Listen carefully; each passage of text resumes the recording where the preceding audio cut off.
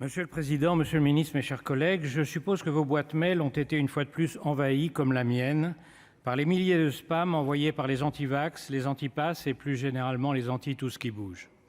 Robert Kennedy avait l'habitude de dire 20% des gens sont contre tout, tout le temps.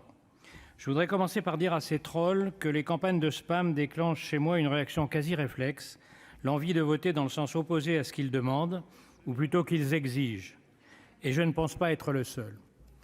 La quatrième vague, due au variant Delta, 3 fois plus contagieux que la souche initiale, régresse depuis 2 mois grâce à 3 mesures: la vaccination massive, le respect des gestes barrières et le pass sanitaire. La France est aujourd'hui l'un des pays, peut-être le pays au monde, le mieux vacciné, et cela lui permet d'être dans une situation très enviable, même si elle reste fragile.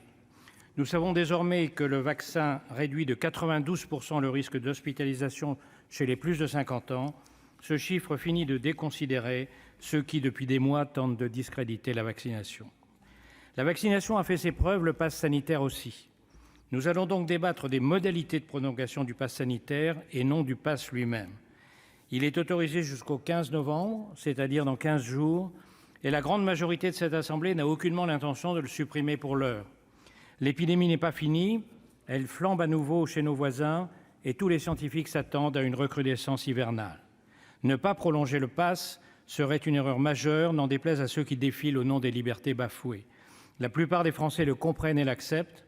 Ils savent que les quelques désagréments du pass sont peu de choses par rapport à un reconfinement si la situation devait s'aggraver.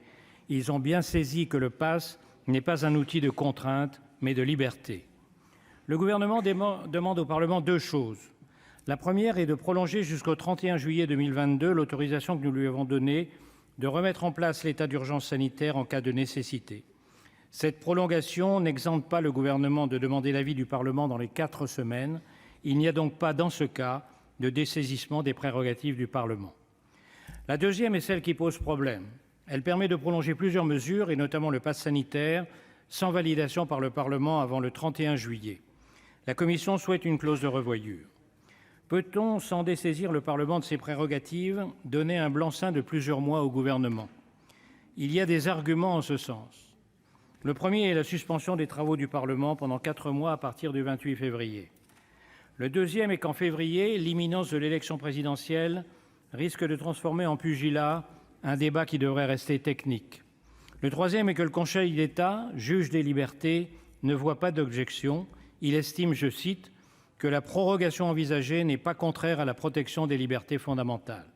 Enfin, le Conseil scientifique l'approuve aussi, disant, je cite, qu'il perçoit la nécessité opérationnelle de cette durée compte tenu de la persistance des risques potentiels jusqu'au 31 juillet. Ces arguments ont du poids. Mais nous sommes des parlementaires, jaloux à juste titre de nos prérogatives et toujours réticents lorsqu'il s'agit des libertés à nous en dessaisir pour de longues périodes. J'étais donc partagé sur ce sujet. Je ne le suis plus depuis que j'ai pris connaissance du texte issu de la commission, qui ne me paraît pas satisfaisant. D'abord, il est devenu illisible. Je ne suis pas le premier à le dire. Il y avait 2 régimes, celui de l'état d'urgence sanitaire et celui de la sortie de crise. Il y aura désormais ces 2-là jusqu'au 15 novembre et 2 nouveaux ensuite qui ne portent pas de nom et qui comportent des mesures voisines mais non identiques sans que les raisons m'en apparaissent clairement. Il y aura aussi une territorialisation du pass sanitaire sur des critères rigides et discutables qui rendra son application différente d'un département à l'autre. Ce sera une usine à gaz. Enfin, la date du 28 février me paraît inopportune.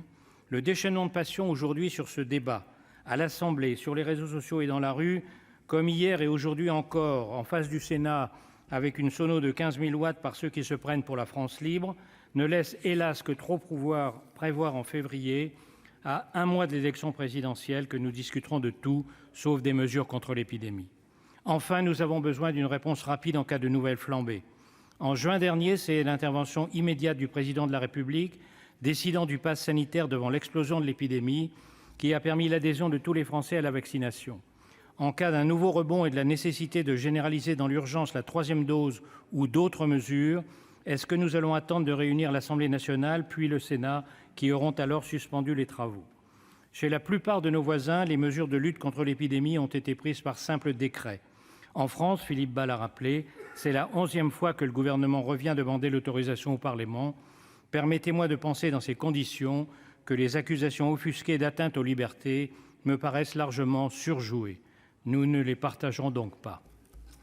Merci, cher collègue. Dans la suite de la discussion, la parole est à Madame Catherine Di Folco pour le groupe Les